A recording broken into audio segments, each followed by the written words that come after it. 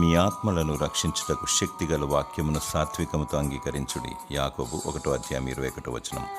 దేవుని వాక్యం సజీవమై బలము గలదై రెండంచులు గల ఎటువంటి ఖడ్గము కంటిన వాడిగా ఉండి ప్రాణాత్మలను కీళ్లను మూలుగులను విభజించినంత మట్టుకు దూరుచు హృదయం యొక్క తలంపులను ఆలోచనలను శోధించుచున్నది.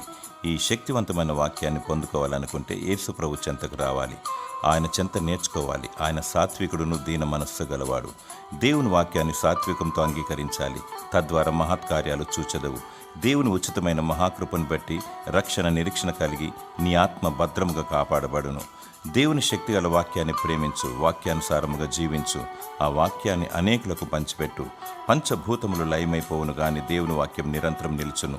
ఈ వాక్యం ద్వారా పరిశుద్ధత కలుగును. పరిశుద్ధత కలిగి ప్రభు పునరుత్థాన దినము కొరకు సిద్ధపడి ఉండుము. దేవుడు నీకు తన శక్తిగల వాక్యమును అనుగ్రహించి నీ ఆత్మను రక్షించునుగాక. ఆమేన్.